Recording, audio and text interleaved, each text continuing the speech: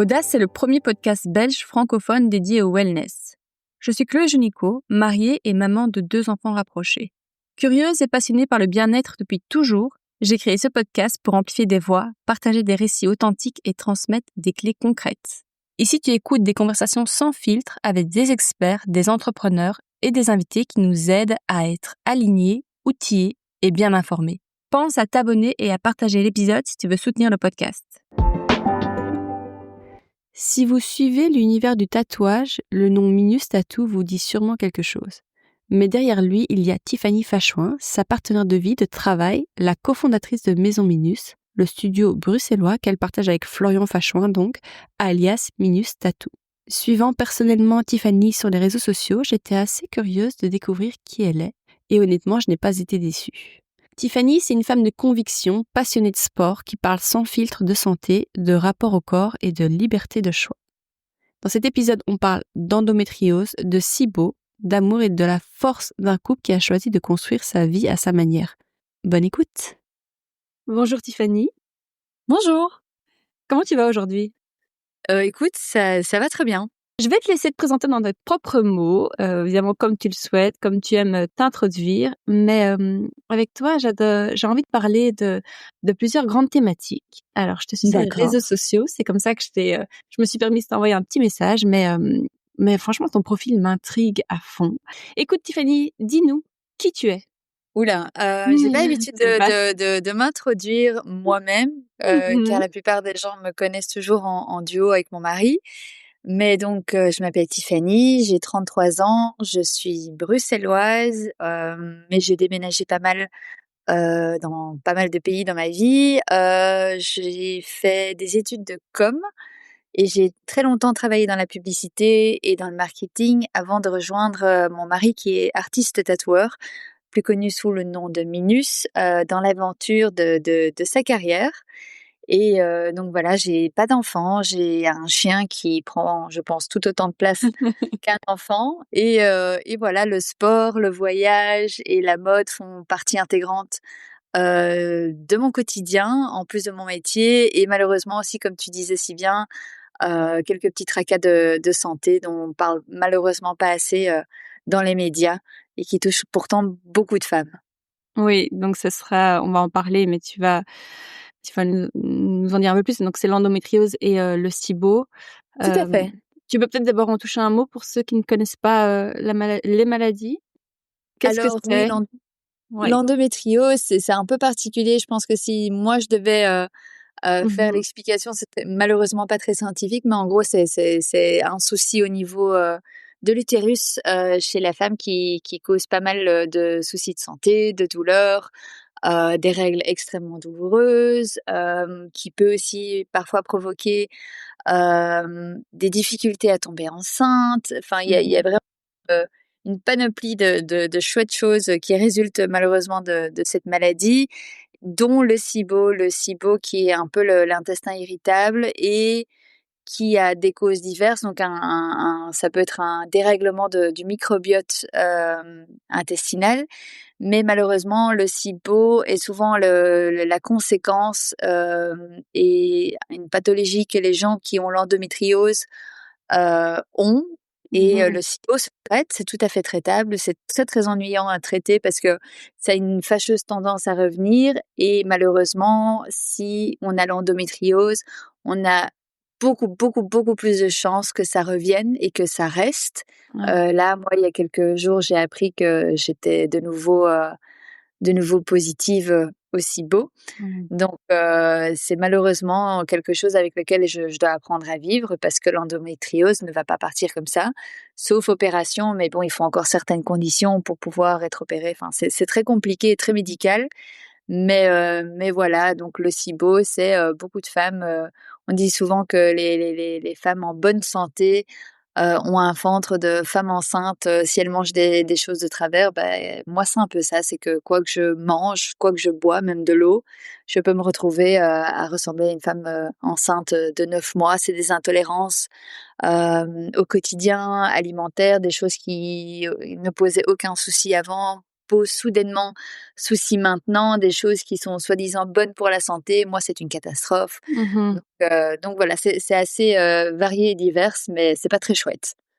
Tu l'as remarqué quand? Ça fait combien de temps que tu t'es Oh diagnostiquée avec, le Le SIBO diagnostic notamment? est assez ouais, voilà, Mmh. il est assez récent. L'endométriose, c'est il y a quelques années et Mmh. ça fait des années et des années que je suis tout le temps malade. Dès que j'avale quelque chose, moi, je vis pour manger, j'adore ça, c'est dans mon sang, c'est dans ma famille et je ne comprenais pas. J'ai fait tous les spécialistes en Belgique et je me souviens dont un, j'ai attendu 6 mois pour avoir, ce rendez-vous, soi-disant le meilleur, gastro-entérologue, de Belgique qui se trouvait à Gand et Mmh. il m'a dit: «Mademoiselle, c'est dans votre tête, mangez 2 kiwis et ça ira vachement mieux» Oui. et ça m'a tellement anéantie que j'étais là, c'est ma mission, c'était de trouver ce qui clochait Mmh. et malheureusement, on a des bonnes et des mauvaises informations sur les réseaux, sur TikTok et cetera et en fait, j'ai trouvé un hôpital à Marseille, qui est vraiment ciblé que pour ça, donc c'est génial. C'est un hôpital qui ne traite que ça.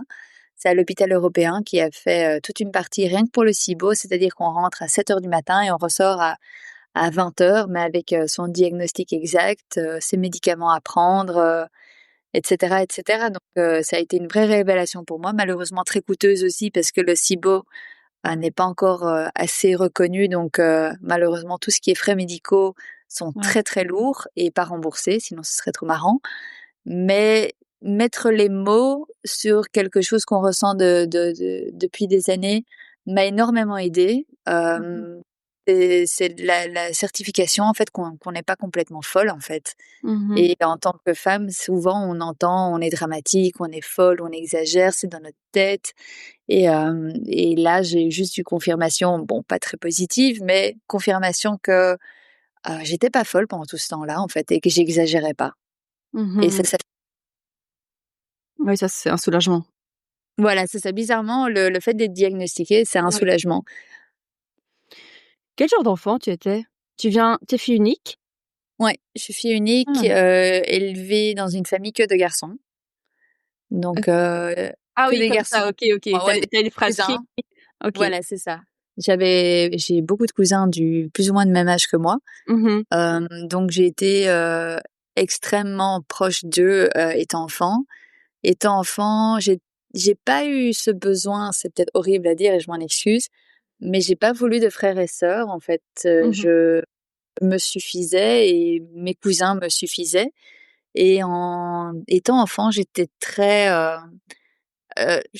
dramatique, pas dans le sens où, à crier, pleurer et cetera, mais n'importe quel show, n'importe quelle comédie musicale, quelle Ah. chanson, quel spectacle, il fallait me il f il ma mère me disait toujours qu'il fallait me mettre dans un cirque, parce que je faisais le show H24, j'étais passionnée de danse et de films, donc voilà, j'étais extrêmement active quand j'étais gosse. Je pense que j'ai fait tous les cours de danse possibles et imaginables et j'ai adoré ça. Et tu es Donc toujours, extravertie aujourd'hui? c'est oui, en fait, mon mari dit toujours que je pourrais parler à un arbre pour tenir la conversation. Je suis très extravertie, mais j'ai appris avec l'âge de pas vouloir l'approbation à tout prix. J'étais quelqu'un qui voulait absolument que les gens m'aiment ou Mmh. soit enfin être reconnu. Je sais, c'est peut-être un truc d'enfant unique, mais je ne supportais pas qu'il y ait une injustice. Je supporte toujours pas l'injustice, mais je ne comprenais pas qu'on me donne pas ma chance de prouver que j'étais quelqu'un de bien. Alors que Mmh. maintenant, avec le temps, j'ai appris à garder mon énergie, heu, pour, heu, pour la préserver pour des gens qui le méritent et plus avoir cette obsession d'avoir entre guillemets «bonne réputation» ou d'être, paraître sympathique ou de paraître gentil et cetera donc je me suis préservée avec l'âge et la maturité, je pense. Mmh. Pourquoi te tourner vers des études, publicité, marketing, communication? Tu as fait l'IEX?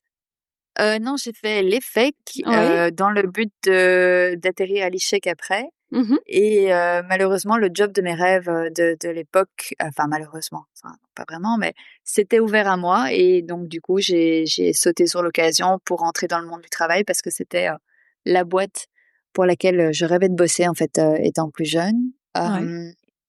J'ai très longtemps voulu travailler dans la mode pour Ouais. une école qui s'appelle Parsons et qui est aux États-Unis. Mon père était absolument pas pour ce métier, tout simplement parce qu'il est très terre à terre et les issues dans ce métier sont assez minces. Toute ma famille a été toujours, dans les grosses corporates, c'est-à-dire que mon oncle était chez Apple, le Mmh. meilleur ami d'enfance de mon père était chez Saint-Laurent, puis chez Apple. Donc on a eu toujours des très grosses marques, on va dire, dans la famille et j'en voulais une aussi à mon CV. Mmh. Sauf que je ne veux pas être la fille de ou la nièce de chez Apple, bien que j'ai toujours je voue un culte à Apple, en tout cas quand j'étais plus jeune comme mon père.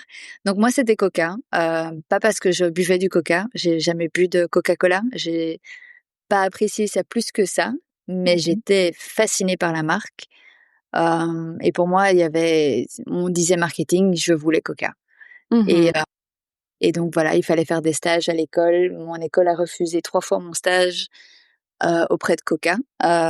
Mais j'ai dit ce que j'avais à dire et j'ai pas lâché le morceau.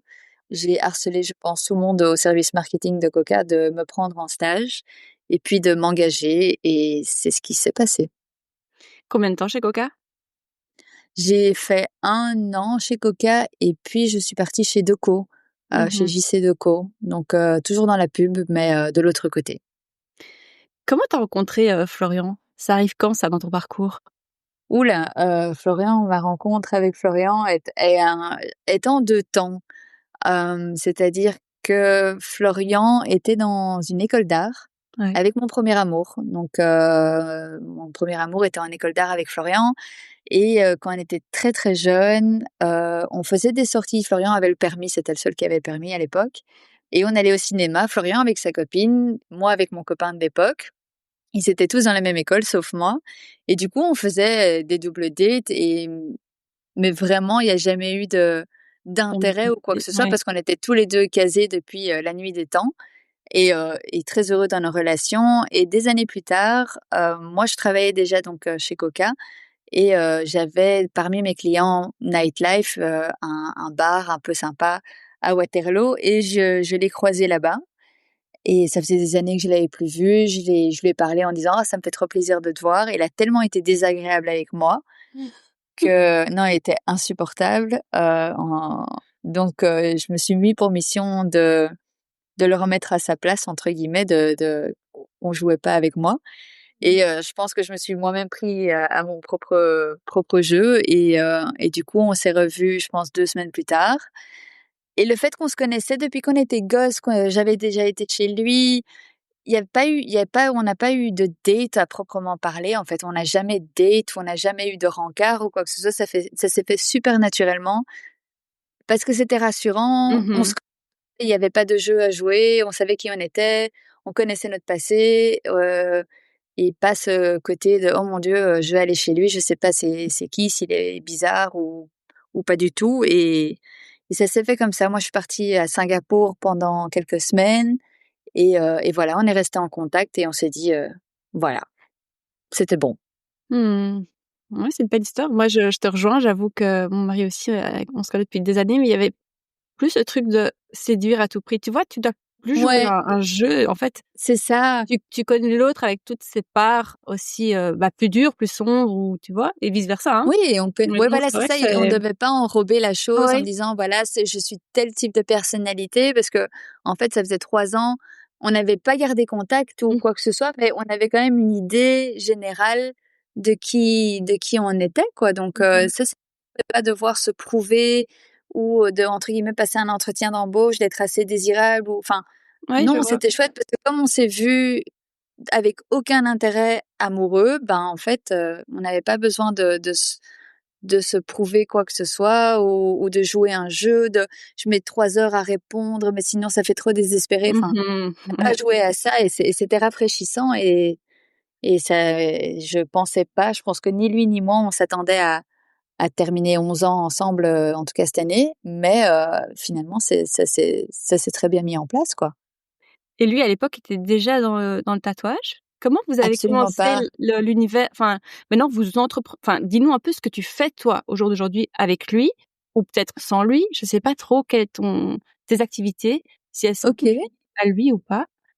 Mais majoritairement, en fait, Florian était en marketing aussi. Ah Il a voilà. fait donc il a fait l'école d'art. Ouais. Malheureusement, l'école d'art, même chose un peu que la mode, c'est-à-dire, c'est difficile de trouver un bon métier, un métier qui paye ou dans le graphisme ou quoi que ce soit. Donc, il a fait entre guillemets ce que tout le monde faisait, c'est atterrir dans le marketing. Je pense qu'il y a vraiment eu une mode, début 2000, d'atterrir dans le marketing quand on savait pas ce qu'on voulait dans la vie. Il était malheureux comme les pierres et il m'avait, je pense que c'était un soir de Nouvel An qui après, des examens qui s'étaient pas super bien passés, il me disait: «Ah, à l'époque, quand j'avais 14 ans, je m'étais acheté une machine à tatouer, j'adorais ça quand j'étais plus jeune et tout, ça me ferait trop plaisir de refaire ça». Mais lui était étudiant, moi je travaillais déjà et une machine à tatouer, ça coûtait, je pense, 1 500 €, ce qui Mmh. était un énorme budget et je lui avais dit: «OK, je veux bien te l'offrir, mais tu te mets à fond». Et ça a été mais inné quoi, donc en 6 mois, il était parti, il a créé sa carrière. Moi, j'ai gardé ma carrière, dans la pub parce que j'adorais mon métier, j'adorais, l'équipe, dans laquelle je bossais Mmh. et il s'est fait directement, engager à l'étranger. Donc il s'est fait engager à Monaco, c'était son premier taf et moi, c'était soit, je reste à Bruxelles et on fait longue distance, chose qui était inenvisageable pour lui et pour moi. Donc j'ai déménagé à Monaco, je l'ai suivi, mais moi j'ai continué le marketing, dans l'hôtellerie de luxe, à Mmh. Monaco et sa carrière a tellement décollé, qu'on a dit: «Bon ben, go, on va à 2». Et donc en gros, Flo, fait tout ce qui est partie, enfin tout ce qui est partie créative, dessin, tatouage, donc vraiment enfin l'essentiel du métier, c'est-à-dire créer un projet parce que la plupart des gens ont juste une vague idée. Ils dessinent le projet, ils voient les gens, ils les tatouent. Donc lui, c'est vraiment la partie créative et moi, je fais vraiment le soutien back office, c'est-à-dire que quand quelqu'un envoie une demande, c'est chez moi que ça tombe, je donne un devis, une estimation de temps, j'essaie de conseiller la personne, je book son agenda, je gère ses contrats, je gère ses vols. Donc voilà, donc tout ce qui est créatif et joli, c'est lui et tout ce qui est entre guillemets plus corporate ou Oui, plus factuel, administratif, c'est ouais. moi. Voilà, c'est ça. Donc on Et fait vraiment un métier totalement différent, mais on travaille ensemble H24. Mais pourtant, moi je ne sais pas dessiner et lui ne sait pas faire ma compta, donc c'est mmh. c'est c'est vraiment un bon partenariat. Oui, j'allais dire, toi, tu ne fais pas de tatou? J'ai appris, Mmh. Covid est passé par là. Mmh, j'ai appris, tout simplement parce qu'à la base, il voulait des tatouages et on était un peu bloqués en Belgique et on pouvait pas travailler parce qu'on était métier de contact. Donc il m'a littéralement entraînée à faire son métier pour que je puisse le tatouer. Donc je sais parfaitement le faire, du moins je savais parfaitement le faire. Mais j'ai pas voulu continuer pour la simple et bonne raison, c'est que Florian a vraiment un background artistique, Oui. c'est-à-dire qu'elle peut dessiner et moi je trouve qu'il y a tellement de tatoueurs sur le marché qui sont on appelle ça moi j'appelle ça des tatoueurs Pinterest, Mmh. qui peuvent reproduire une image et je ne voulais pas être une énième, dans cette liste-là, alors qu'il y a des vrais artistes. Pour moi, c'est un vrai métier d'artiste, de pouvoir dessiner, de pouvoir retranscrire une émotion ou une idée très vague d'une personne et je voulais pas faire entre guillemets «une concurrence facile» à ça, alors que j'ai beaucoup trop d'estime pour son travail à lui, pour moi dire: «Ah je sais tatouer les gens». Oui, forcément, je sais le faire, mais il faut pas me demander de modifier un dessin parce que je suis incapable de le faire et on parle de ça avant, l'IA qui faisait des projets de A à Z. Mmh. Donc voilà, j'ai préféré être, son assistante plutôt que sa collègue, de travail. Ouais, mais assistante, je trouve que ça rend pas justice, dans le sens où moi je trouve que vous êtes un vrai duo. Tant tu vois là, tu regardes la page, sa page Insta, tu vois tout le Ouais, travail qu'il y a derrière et ça, je vois ton marketing, ta com, enfin vous 2 vous il est faites très, très doué en com aussi, hein. ouais, Il a pas il a peut-être détesté ses études de marketing, mais il a l'œil il a aussi. il a vraiment un œil, il y a rien à faire quand on a un œil artistique Mmh. et la DA, on sait à quoi sa page veut ressembler, l'image et cetera. Il est très, très, très doué. Moi, je suis juste, hem là en soutien de sa page qui cartonne et je suis trop contente. Donc c'est vraiment un duo, mais en plus de tatouer, honnêtement, il a vraiment un œil pour les réseaux sociaux. Il fait ça très très bien. C'est beau comment tu parles de lui. Il a tatoué aussi des grandes personnalités, c'est vrai? Ça sent Oh, l'amour. Il ok, a c'est génial. non, je trouve vraiment. Il a tatoué aussi des grandes personnalités, je Oui. pense à des grandes influenceuses. Est-ce que ça l'a aidé dans sa carrière? J'imagine que oui, ça a donné un gros kick. La Il y a personne qui lui Joséphine avait donné, ouais, ouais. voilà, effectivement, ça a été un énorme kick tout simplement parce que ce tatouage a été tellement viral. C'était un petit fusil dans l'intérieur, Oui. du doigt et ça s'est vraiment fait entre guillemets, très naturellement, pas du tout en mode collaboration. C'était pas du tout une collaboration, c'est ça qui est assez hallucinant. C'est que, Florian parlait à Joséphine, mais l'influence était beaucoup plus accessible. C'est-à-dire que c'était plus naturel, enfin, on communiquait plus facilement avec, des gros influenceurs à l'époque que maintenant. Elle nous a fait voler, chez elle, à Copenhague, nous a ouvert la porte, il l'a tatoué, chez elle, tout tranquillement. Il y avait aucune obligation de quoi que ce soit, il y avait aucun partenariat de décider ni quoi que ce soit et ça a fait un boom énorme, les magazines en ont parlé, les réseaux en ont parlé et du coup c'est vrai que ça a énormément aidé sa carrière à l'international. Donc c'était un beau lancement et de manière super naturelle et chouette, quoi. Mmh. Et toi, dans tout ça, les réseaux, heu, Ouais. quand est-ce que tu as commencé à t'y mettre? Est-ce que c'est et quel est le but, la mission? Tu aimes partager ou tu vois vraiment un business derrière? Déjà moi Mmh. je sais pas si c'est un avantage, mais c'est pas mon core business. Ouais. L'influ c'est pas mon métier. J'ai commencé la page à la base, ça s'appelait Ladies Ambassadors pendant très, très Mmh. longtemps et c'était avec Florian et on l'avait créé à 2 et à la base, on voulait même pas montrer notre tête ni quoi que ce soit. C'était juste des choses, qu'on aimait partager, que ce soit des choses esthétiques, des belles choses et nous, petit à petit. Mais c'est ce que j'ai toujours dit, c'est que j'ai une approche avec Instagram qui, moi, me plaît et me convient. C'est que demain, ça s'arrête. Ce serait triste parce que ça reste un album photo souvenir, en fait, Mmh. d'années qu'on a passé à faire des chouettes choses. Mais ça s'arrête demain, c'est pas dramatique, c'est pas mon métier. Mon quotidien ne va pas en pâtir. Notre métier, c'est le tatouage et forcément, les réseaux aident énormément maintenant dans tout ce qui est tatouage, et dans un business en général. Mais c'est pas notre core business de l'influence et j'ai une campagne en plus ou en moins que quelqu'un d'autre qui a le même type de profil que moi, ben, je suis très contente pour la personne. Je vais pas, je vais pas me battre pour avoir un contrat plus qu'un autre, si ça me convient pas, en fait, tout simplement. Donc, je le prends avec un grain de sel. J'adore ça et tant que j'adore ça, je serai ravie de partager, notre quotidien ou mon quotidien ou juste les choses que j'aime en général Mmh. et ça s'arrête là, bah, c'est pas dramatique, quoi.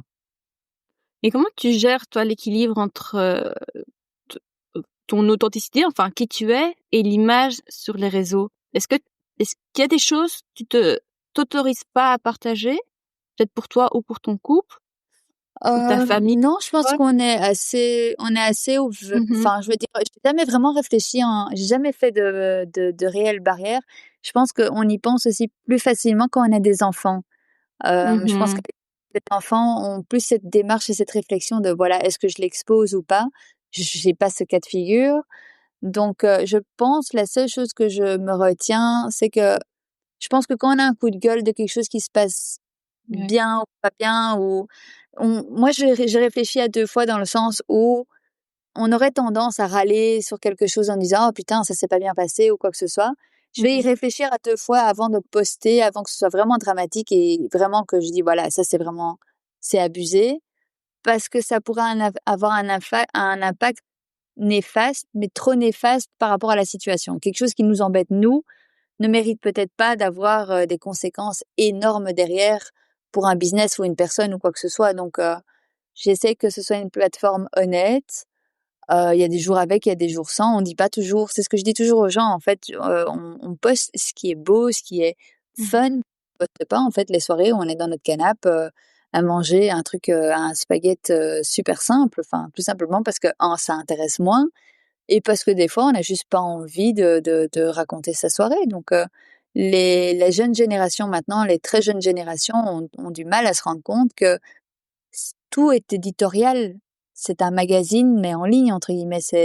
C'est une DA qu'on crée, c'est une image qu'on crée, tout est authentique, mais je vais pas parler H24 ou tous mes états d'esprit H24 de ma journée, en fait. J'ai Mmh. jamais un rôle, mais on va peut-être pas voir toutes mes humeurs de la journée sur ma page parce que ça a pas de sens, en fait. Mmh. Tu parlais justement, du fait que quand on est maman, parfois on n'affiche pas forcément ses enfants. Mmh. En tout cas, c'est un questionnement qu'on a et je te rejoins. Moi, j'ai 2 enfants et je te rejoins totalement sur ces questions-là Ouais. qui sont très présentes pour, mon mari et moi.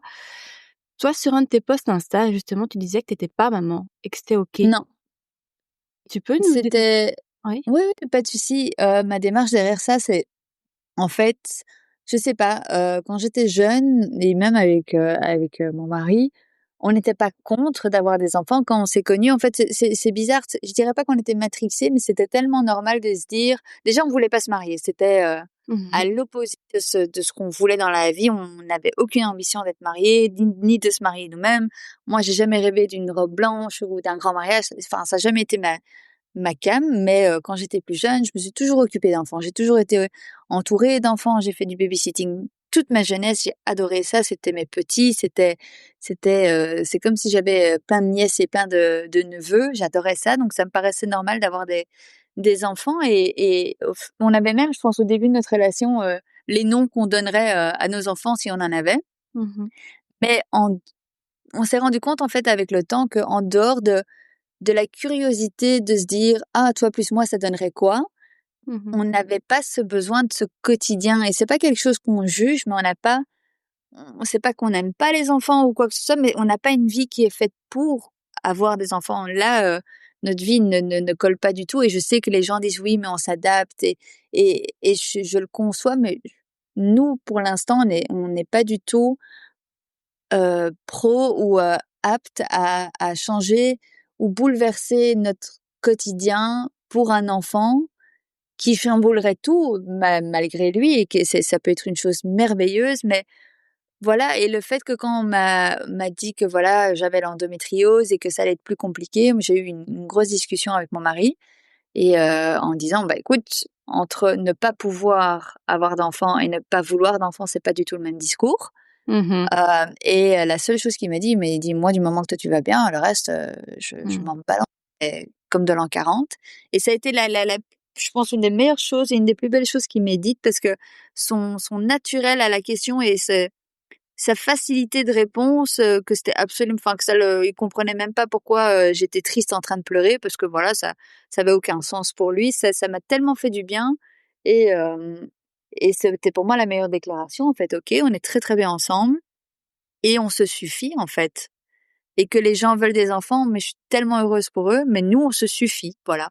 Pas qu'un couple ne se suffit pas s'ils ont pas d'enfants, mais genre nous, on est bien. On a envie de Mmh. partir demain, on doit aller bosser là ou quoi que ce soit, ben, ça nous va et je sais que si j'ai pas d'enfants dans le futur, ben, je serai tout aussi heureuse et je j'aurais pas moins de valeur en tant que femme Mmh. que si j'avais un enfant et que j'avais entre guillemets, produit quelque chose pour la société ou pour Mmh. la quoi que ce soit, quoi.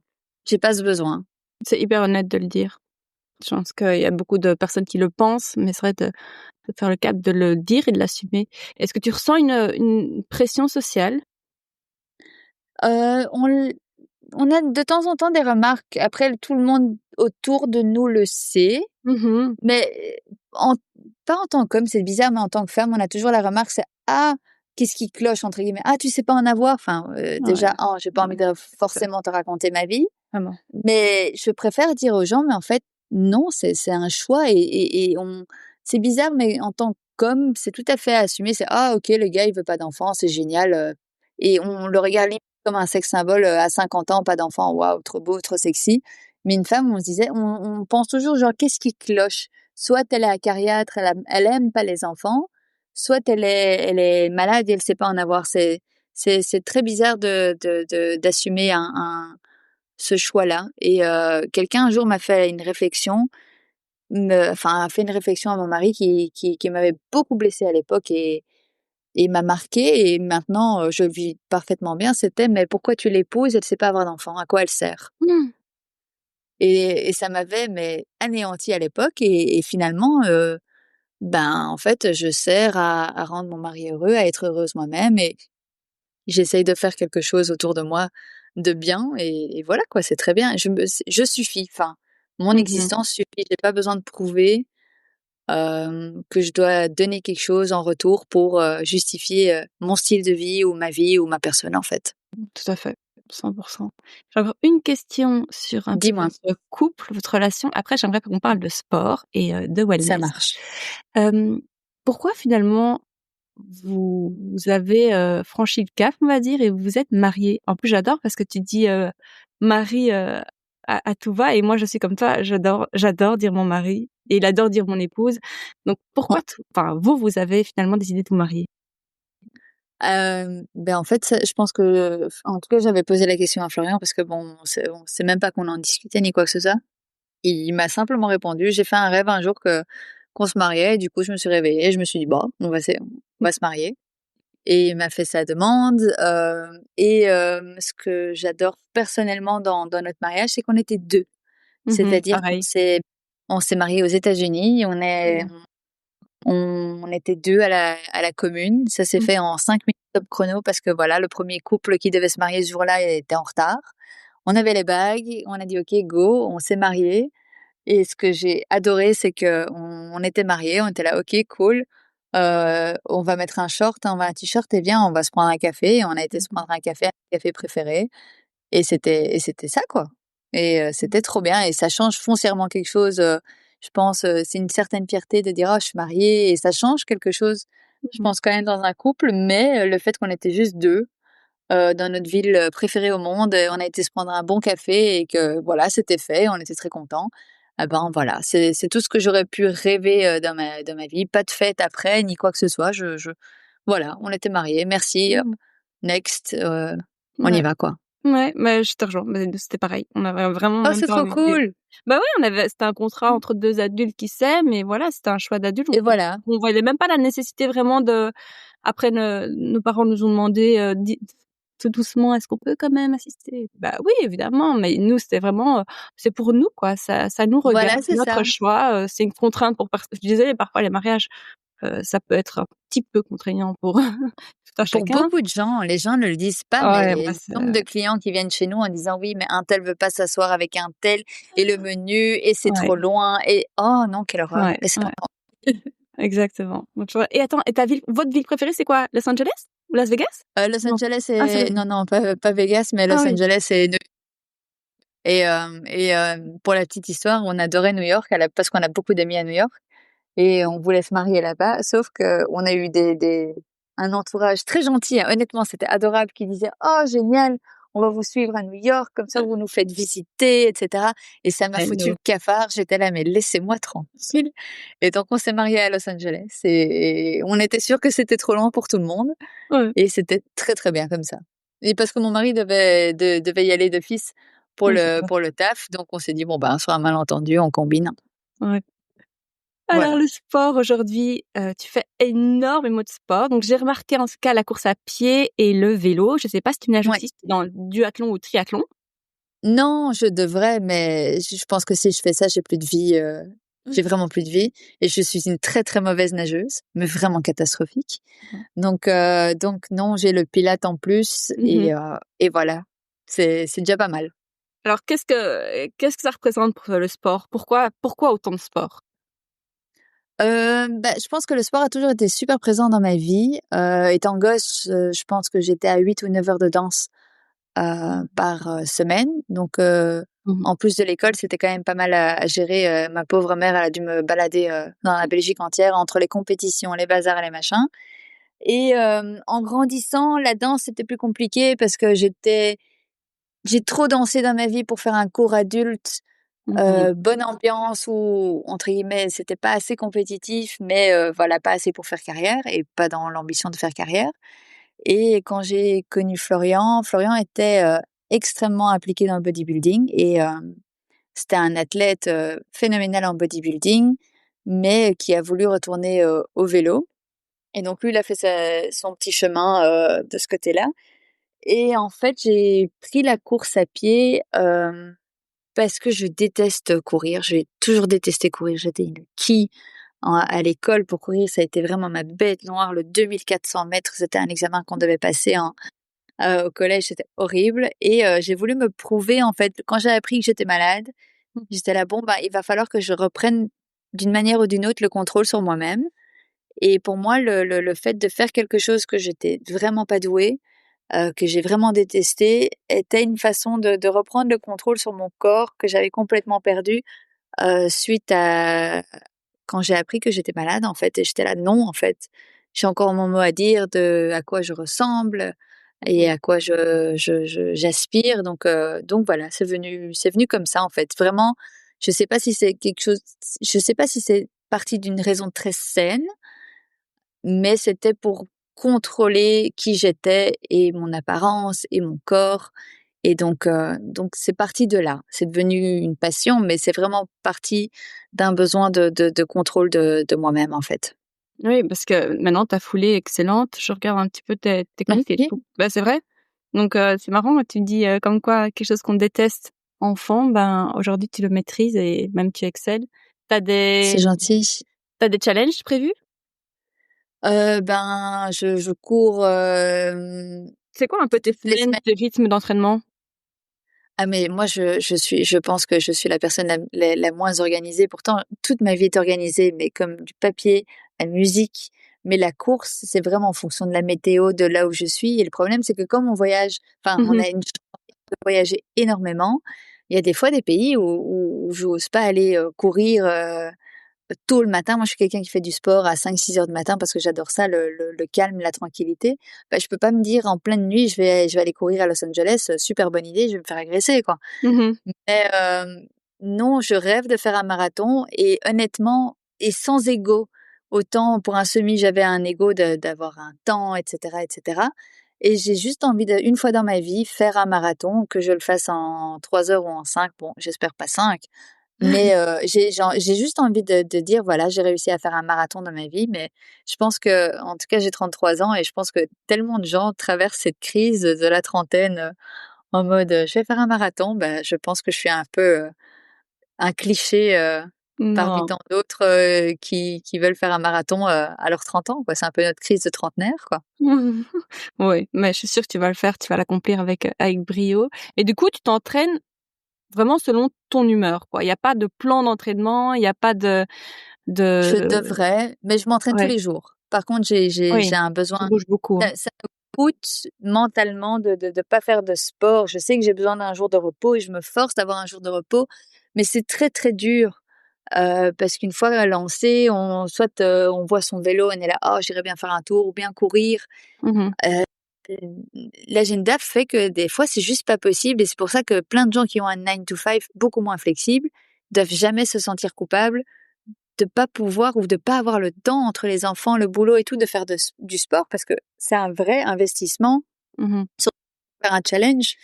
Donc j'ai une chance énorme, de pouvoir travailler d'où je veux, quand je veux, mais je me rends compte que c'est un privilège énorme et que quelqu'un qui a un 9 to 5, enfin, c'est Mmh. beaucoup plus dur à organiser et je dis chapeau à tous ces gens, quoi. Donc non, j'essaye de courir, je dirais 20-30 kills par semaine, ce qui est vraiment pas énorme. De faire du vélo parce que comme ça je vois quand même la tête, de Florian, Ouais, c'est quelques fois ça, par c'est semaine. Ouais, lui, c'est le vélo à fond ouais, et j'avoue un vélo pour pouvoir être faut être avec avec lui. lui. Voilà, pour lui, c'est de la récupération, c'est une balade, de récupération et pour moi, je suis au bout de ma vie. Et le pilates parce que ça me rappelle un peu la danse d'une manière ou d'une autre, Mmh. la flexibilité, enfin les mouvements, les positions. Donc ça m'avait un peu manqué. Et le pilates, quand tu voyages, tu le fais, sur YouTube ou des choses comme ça, à distanciel? Non, j'essaie de trouver Un un centre? un un studio, ouais. Ouais. C'est que j'essaie de prendre un cours, par-ci par-là, mais à l'étranger maintenant ce que le plus simple, c'est de trouver un hôtel ou un Airbnb près Ouais. de salle de sport et au moins pouvoir aller courir sur un tapis, se défouler et comme ça tout ce qu'on mange, sur la journée, ben, c'est pas trop dramatique, quoi. Justement, je voulais te poser la question, tu es affûtée, tu vois? Tu in shape. Est-ce que c'est une volonté pour être performante ou pas du tout et c'est justement plutôt, compensatoire? Je vais dire, voilà, le sport te permet de te faire vraiment plaisir au niveau alimentaire? Hem, Beaucoup de gens me disent: «Ah mais tu as de la chance, tu es mince de base». Pas vrai du tout. J'ai vraiment des très mauvais gènes de ce côté-là. J'ai été une ado et une enfant pas boulotte, mais bon, disons que j'étais loin d'être un cliché, Mmh. de j'étais pas svelte pour un sou. J'étais une ado, sympathique, mais bon, pas très mince, pas grosse, mais pas mince et j'avais un énorme complexe sur mon corps, c'était une catastrophe et du coup, j'avoue que le contrôle de mon corps a été ça j'ai commencé à faire du sport par pur besoin esthétique et ça, c'est mon expérience personnelle, c'est pas quelque chose que je dis aux gens de faire que voilà, je voulais être plus mince, je voulais être plus si évidemment, enfin, moi j'avais un objectif, j'avais un esthétique ou un standard de beauté que j'ai toujours voulu atteindre et une fois atteint, on n'est toujours pas content donc ça c'est quelque chose que tout le monde doit savoir. C'est qu'une fois avoir ressemblé à ce qu'on a toujours rêvé de ressembler, ben, on n'est toujours pas content. Mais il faut vraiment pas basculer dans cette dynamique parce que c'est là ça commence à devenir dangereux. Donc j'avoue qu'au début, j'aime manger, je vis pour la pâtisserie, pour la boulangerie, pour le café, pour le chocolat. C'est je pourrais me nourrir que de ça et je serais la plus heureuse du monde et malheureusement, c'est pas ce qu'il y a de plus sain pour un corps. Donc j'ai d'abord fait beaucoup de sport pour compenser, ma manière de manger et maintenant, en fait, ça m'a tellement aidée mentalement à me soulager de tracas, de stress, d'angoisse, d'anxiété, que je suis plus du tout dans cette optique-là. Mais encore une fois, je me doute que ça peut être très négatif de dire ça. Je dis juste mon expérience personnelle. J'ai pas eu un très bon rapport à mon corps. J'étais très complexée par mon corps. Je n'ai jamais aimé mon corps et que le sport est vraiment venu de quelque chose de négatif, de purement esthétique et pas forcément d'une manière de penser très saine. Et personne ne devrait faire ça, c'est juste mon expérience personnelle a été comme ça, quoi. C'est hyper honnête de le dire. Florian, lui, qui vient du monde du bodybuilding aussi, Ouais, l'apparence et tu sais, peser les aliments, avoir, hem, une forme de contrôle sur ce qu'on ouais. mange et sur, ce qu'on projette.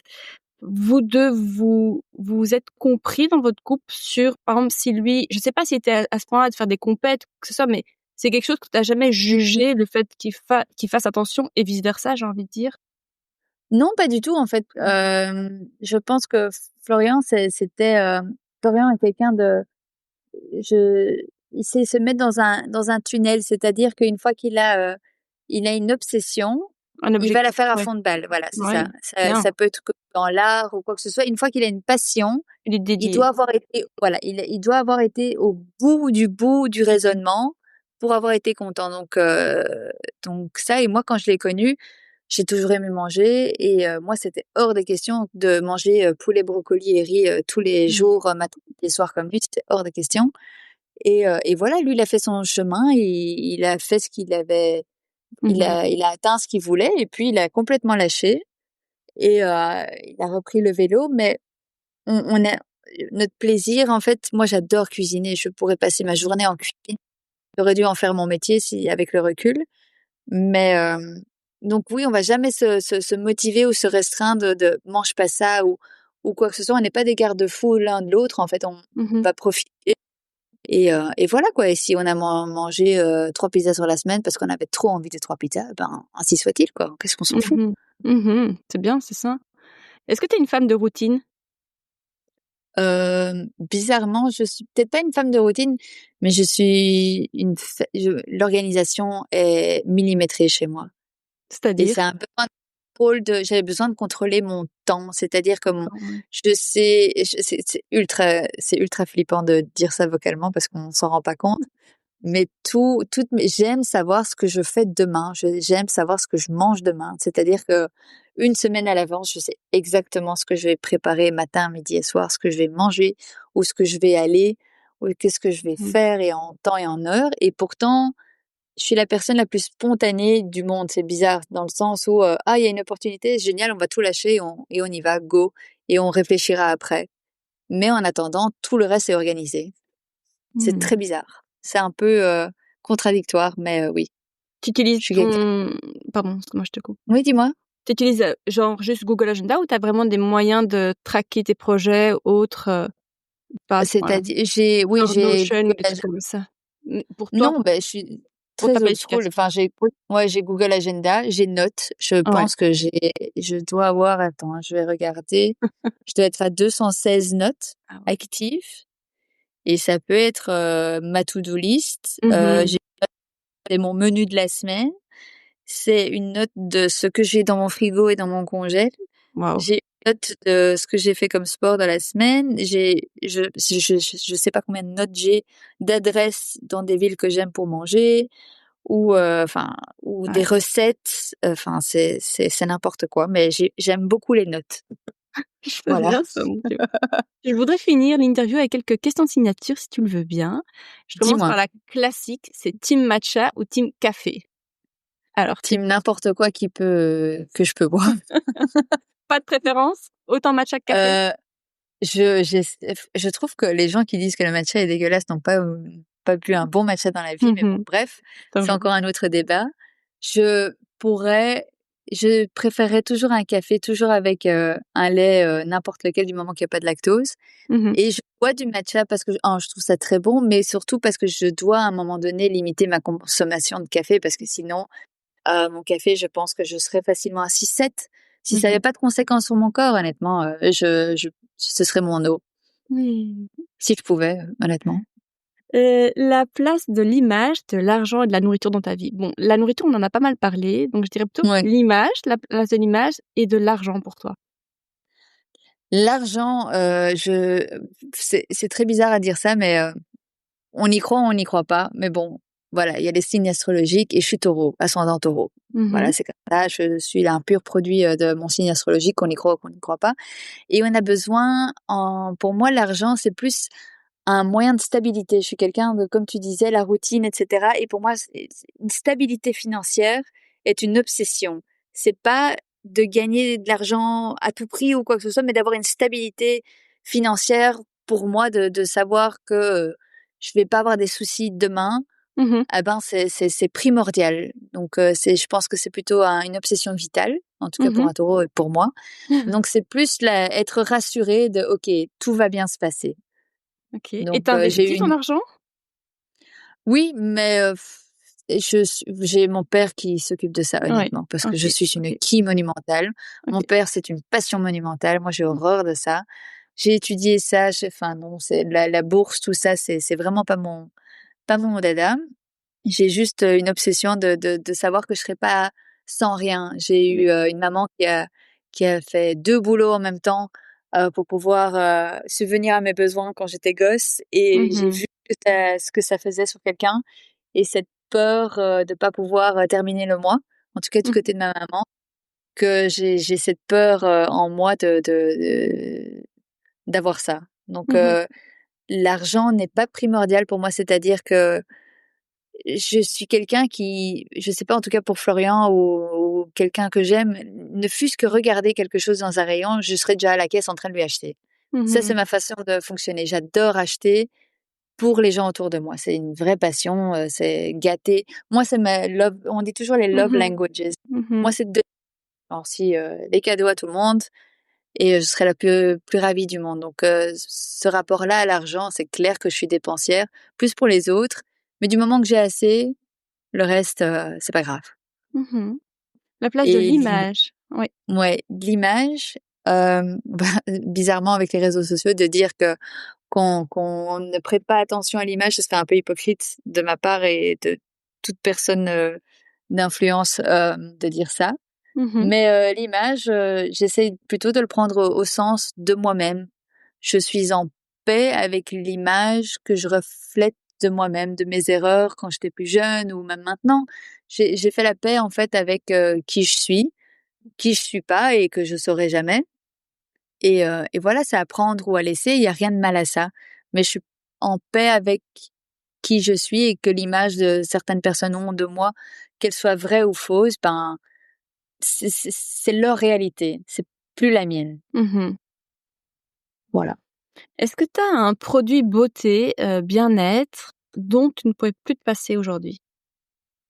Ça Oh, peut il être y en a aussi des compléments tellement. alimentaires, je sais pas si tu prends des électrolytes, si tu je sais pas. Oh mon Dieu, je suis une pharmacie.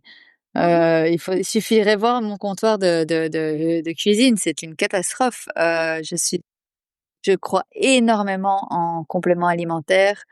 J'ai d'ailleurs une note pour ça aussi, de quand J'imagine prendre bien. quoi et pas combiner certaines choses qui ne vont pas ensemble. Bon, déjà le SIBO me force à prendre des certains Mmh mh. compléments alimentaires de tous les jours, donc c'est plus un besoin, entre guillemets «vital» et de santé, Mmh. plutôt que d'autres choses. Produits de soins, je suis quelqu'un qui fait peur dans l'avion, qui met toujours des masques, des sheet masques dans l'avion, et je fais peur à tout le monde et je m'en bats mais les steaks, mais comme jamais. Malheureusement, j'ai un mari qui est très timide et Ah qui a ouais? honte de moi. Ouais, c'est une catastrophe. Il est très, très, très timide, et il y a sa femme à côté de lui, qui a un masque, soit noir, et qui fait peur à tout le monde, mais qui tient à son hydratation, pour ses 12 heures de vol, qui va pas atterrir avec une sale tête. Ouais. Heu, donc ça c'est certain. J'ai diminué le maquillage à travers les années, donc moi vraiment des plus des marques. J'ai vraiment des marques qui fonctionnent super bien sur ma peau à moi et que j'adore, et que je changerais pour rien au monde. Et des électrolytes, oui, forcément, ça fait partie de la routine, hydratation, collagène, j'en passe et des meilleurs. Et tu as une Heu marque pour nous? Peut-être juste pour la peau, pour tes masques, les celles que tu ceux que tu préfères et les tes électrolytes? Parce que moi j'en cherche toujours des Oui. Ah OK, ben attends, hein, je prends, mon ordinateur, avec ah moi. ouais, je Voilà, sinon je mettrai dans je les vais dans notes de l'épisode. Elle va me sortir ses non, listes. une marque que Alors, j'ai achetée à l'étranger et j'ai jamais rien trouvé de meilleur, c'est Humantra, donc Humantra, Humantra.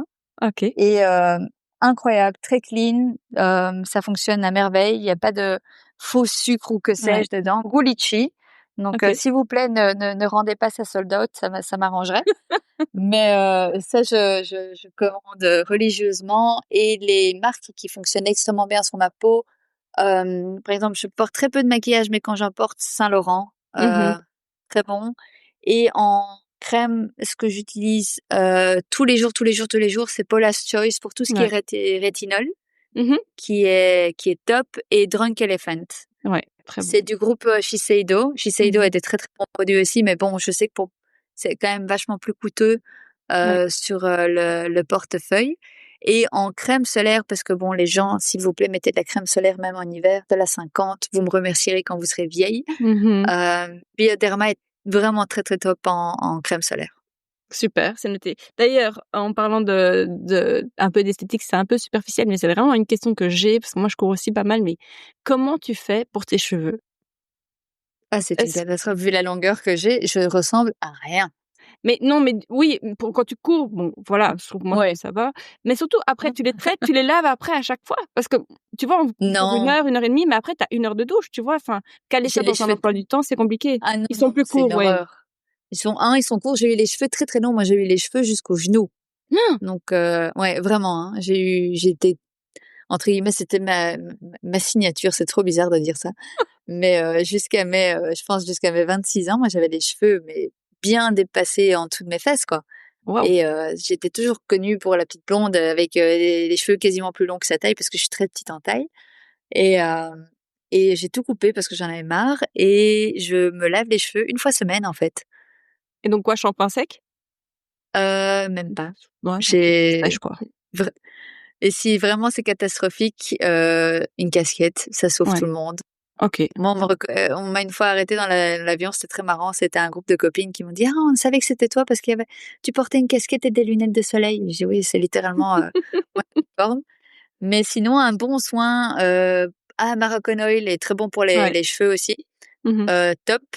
Et je mets ça la veille, et à la limite, comme j'ai les cheveux courts, ça fait un peu le look, j'ai fait exprès de plaquer mes cheveux en arrière, un Mmh. peu le style, et puis je me les lave le lendemain. Et Oui. puis c'est pas dramatique. En Oui, oui, attendant, j'ai pas un clairement. métier, je sors de chez moi, je vais à la salle de sport, et je pense que la plupart des gens à la salle de sport ont pas toujours la plus belle tête, et Mmh du mh. coup, si mes cheveux sont pas en état nickel, ben, je m'en fous, en fait. Enfin, Si c'est nécessaire de faire plus d'une fois semaine, forcément, je vais le faire. Mais sinon, j'essaye de limiter aussi parce que j'ai les cheveux tellement blancs ou blonds très, très clairs que j'ai pas envie de les abîmer. Sinon, mon coiffeur va me tuer, quoi. Qu'est-ce que ton entourage pourrait te reprocher? D'être butée. Ah ouais? T'es Ouais, taureau, hein? très. Ouais, je suis taureau. C'est-à-dire que si je sais que c'est comme ça, je peux plier. C'est pas une opinion, mais dans le sens, et si on me dit c'est vert, ben non, en fait, c'est bleu. Et je vais par tous les moyens possibles et imaginables essayer de convaincre que c'est bleu. Je suis rancunière, c'est pas génial non plus. En fait, je suis vraiment un cliché taureau. Je suis rancunière et je suis butée. Ça me fait peur parce que ma fille est taureau. Ah ben voilà, et en plus de ça, je suis mariée à un scorpion, donc on fait Oh la bah. paire. Mais Enfin, pour voilà. finir, ouais, bah, Dis-moi. écoute, quels sont tes projets à venir au niveau perso, sportif, réseau, collab, pro? Dis-nous. Être heureuse, ce serait déjà pas mal, hein. Ça m'a Je l'air, pense que beau les projets. quand on voit tout ce qui se passe, dans les Mmh. médias, je pense que juste se satisfaire d'être, enfin, forcément, moi, je peux dire, j'adorerais faire l'année prochaine un marathon, si je peux passer, la moitié de l'année aux États-Unis, je serais ravie. Mmh. Gagner à l'euro-million, comptez-moi, enfin, avec grand plaisir. Mais je pense que on est tellement dans l'image et de plus et de vouloir plus et la dernière tenue et le chic et le tchac et de se Ouais. on compare tellement sur les réseaux sociaux, nous y compris, en fait. C'est entre personnes, tout le monde enfin, on se compare, on se juge. Franchement, j'ai eu assez de choses beaucoup moins sympathiques dans la vie Mmh. qui font que maintenant, en fait, on est en bonne santé ou du moins, genre, plus ou moins. Regarde, j'ai 2 maladies auto-immunes, mais je suis généralement en bonne santé. J'ai un mari qui m'aime, j'aime mon chien, on est en bonne santé, on est heureux, on s'en sort pas trop mal dans nos choix de carrière. Ah ben, faut accepter de prendre un peu de recul et de dire: Voilà, on est content avec ce qu'on a, en fait». Donc moi, Mmh. mon projet, c'est, de mieux et plus, c'est génial, mais si ça se limite à ce que j'ai maintenant, c'est très cool. Je suis très contente. Écoute Tiffany, un grand merci. C'était passionnant. Merci à toi. On peut te Je retrouver sais sur les pas, mais réseaux, c'est la mais sur, je sais pas compte du tout. Insta. Si, je te jure, tu plein de franchise et de transparence et ça, c'est franchement OK. rafraîchissant. Ouais. Il faut être gentil Pas avec moi, c'est mon premier podcast de ma vie. tu excellé comme dans tout ce que tu fais. Non, C'est c'était trop parfait. gentil. Franchement parfait. Merci pour ta confiance. Merci beaucoup. Merci à toi pour l'environnement, ultra enrobant et super gentil. Donc vraiment merci à toi et j'espère quand même, que la prochaine fois qu'on discute, ce sera autour d'un café, d'un matcha. Je sais pas quel Avec team grand tu es, mais plaisir. en personne. Avec très grand plaisir. On fait ça. Merci. Ah bah, merci à toi en tout cas. Merci d'avoir écouté cet épisode d'Audace. Si la conversation t'a plu, pense à t'abonner, à laisser 5 étoiles ou un commentaire et à partager autour de toi pour faire grandir le podcast. Retrouve aussi les épisodes précédents et toutes les actus sur Instagram, audace.podcast, et on se retrouve très vite pour un nouvel épisode.